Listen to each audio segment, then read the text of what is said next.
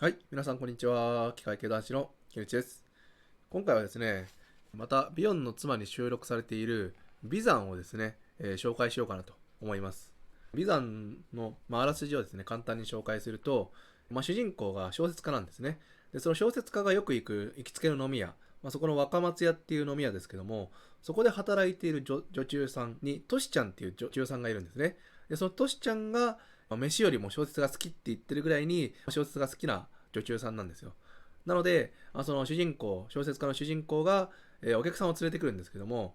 トシちゃんは、小説家が連れてくるお客さんは、もちろん小説家だと思い込んでるわけですけども、実際はですね、洋画家だったり、音楽家を連れてくることが多いんですね。トシちゃんは、小説が好きとは言ってるけども、実際にはよくわかってないんですね。この方どなたって言うけども、主人公としてはちょっと鬱陶しいんで、適当な全然違う名前を挙げて、はぐらかすんですよ。で、先に言ってしまうと、この、主人公を含めて、主人公が連れてくる飲み仲間も含めてですね、このトシちゃんのことをあんまりよく思ってない。ちょっと鬱陶しいんですね。無知な上でズうずうしくて、あと騒がしいと。で、いろいろと事件も起こして、その度にですね、自分たちが容疑者として疑われるんですよ。実際のトシちゃんがやったことだけども、自分たちが疑われるってことで、やっぱりトシちゃんによく思ってなかったんですよ。でもその若松屋っていう店は結構融通が利くんで、菓子を変えようと、飲み屋を変えようと思ったこともあったけども、実際に結構融通が利くんで、やっぱり若松屋に行っちゃうと。だから若松屋はいいんだけど、ちょっとね、トシちゃんがなっていうのが主人公が思ってる気持ちですね。で、その、題名にもなってるビザンですけども、このビザンっていうのが実はトシちゃんのことなんですよ。で、なんでそういう風になったかっていうと、ある日ですね、主人公が、川上先生っていうピアニストの先生を連れてくるんですね。で、いつものようにトシちゃんが、この方はどなたって聞いて、鬱陶しかったけども適当に川上さんだよって本名言っちゃったんですね。本名言ったけども、その瞬間にトシちゃんが、あ、わかった。川上ビザンだって言うんですね。主人公がバカ野郎って言って怒るわけですけども、なんでこれがバカ野郎なのかっていうと、川上美山っていう実際の小説家っていうのはいるんですよ。いたんですよね。いたんだけども、時代があまりにも違うんですね。1908年とかにも亡くなってる先生、川上先生で、話自体が、1945年以降、戦後の話なんですよ。なので、川上美山が今の時代にいるわけがないんだけども、トシちゃんは無知なんで、とりあえず上がってきた名前をバッて言ったんですよ。で、それで美山の、トシちゃんのですね、無知が分かったと同時に、仲間内では、そのトシちゃんのことを美山って呼んで、若松屋のことも、美山県って呼んだりする人もいたぐらいの、そうやってね、トシちゃんが、ビザンっていう風にあだ名をね、陰で、つけられて呼ばれてたわけなんですよ。で、そんな、ビザン、トシちゃんですね、どんなね、事件を起こすかっていうと、その、トイレにすごい駆け込んでいくんですよ。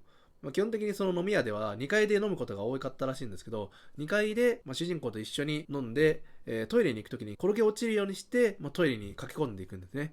で、それで1階に寝てたおばさんからね、苦情を言われたりもして、自分たちじゃないのに主人公たちが怒られたっていう件もあったりとかして、そのトイレにまつわる事件がね、よくあるんですよ。で、そんな、若松屋としてはいいんだけど、トシちゃんがなっていう、美山がなっていう風な感じで飲んでたんですけども、ある日ですね、主人公が体調を崩して、10日間ほど、寝込むんですね。で、10日後にやっと体調が回復してきたんで、またその美山県に行こうと思って行ったらですね、美山がいないんですね。で、おかみさんにどうしたかって聞くと、実は美山があまりにもね、トイレが近いんで、一回病院に行って見てもらったと。そしたらですね、腎臓結核ってことが発覚して、両方の腎臓がもうすでにやられてて、もう手の施しようがないというんで、親元の方に返しましたっていう。で、その話を聞いて、主人公がふっと出した言葉っていうのが、そうですかと。いい子でしたがねっていう風に漏らすんですね。で、仲間も一緒に、やっぱりあの子はいい子だったと、あんなに気性のいい子はいなかったって。いつでもね、お酒って言ったらすぐに持ってきてくれて、あんな子は今の時代にめったにいないよっていう風に仲間内で話すんですよ。ただやっぱりそっからですね、もうその若松屋ではもう飲めないという風になって、そっと菓子を、飲み屋をですね、変えたっていう、そこで話が終わるんですけども、大きく捉えるとですね、それまでビザンが元気な時は陰でね、悪口とか言って、ビザンがいなければなって言ってたのが、ビザンが病気でしたってことが分かると、ふっとね、見方が変わって、あの子はいい子だったなっていう風に変わるっていう、大きく捉えるとそんな話なんですよね。で、細かい描写を追っていくとですね、僕がね、着目したのが、その、ビザンがね、腎臓結核でしたってことが分かった後に、主人公がふっと漏らした言葉、いい子でしたがねっていう、その後の言葉ですね、抜粋すると、思わず、ため息とともにその言葉が出て、僕は狼狽し、自分で自分の口を覆いたいような心地がしたっていう、この一文がですね、結構僕は引っかかったというか、現実世界でもやっぱり、今まで悪口を言ってたけども、その子が病気だったって分かったら、やっぱりあの子はいい子だったっていう風に見方が変わるのは別に普通だと思うんですよ。でもじゃあなんで主人公が自分がふっとそういうことを言ってしまって狼狽したかってことなんですけども、ここの理由がね、分かるところがちゃんと出ててですね、ある時ですね、ビザンが、小説が好きって言ってるビザンがですね、ある雑誌を買ってくるんですよ。で、その雑誌の中に先生の主人公の名前も載ってますよって言って見せてくるんですけど、主人公もですね、その雑誌のことは知ってたんですよ。で、自分の作品も載ってるってことも分かったけども、その雑誌にはですね、自分の作品のことをめちゃめちゃに非難してる論文も評論も載ってることを知ってたんですね。なので、その評論を、読まれるのも気分が悪いし、そのビザンみたいなやつに、自分の作品を全然分かってないようなやつに、自分の作品とか自分の名前をいじくられるのが嫌だったってことで、ビザンにそんなものを読むなって言ったんですよ。ただですね、その直後にその主人公がふと考えてみて、もしかしたらと、自分たちが一生懸命読者のために一生懸命小説を書いてるこの小説は意外とこういうビザンみたいなやつに読まれてるのかもしれないと。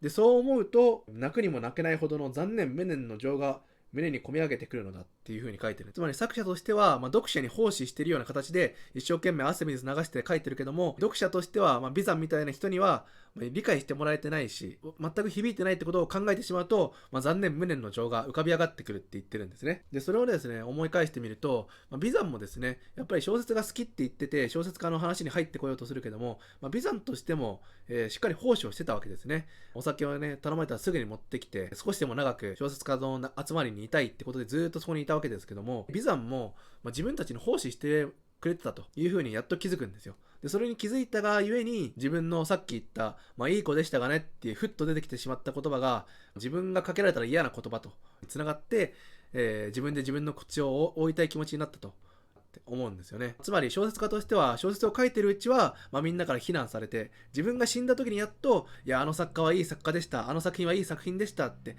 言われると思って、そんなことを考えたらね、やっぱりね、嫌だったんですね。しかもそれが、ビザン級っていうか、よく分かってない連中に、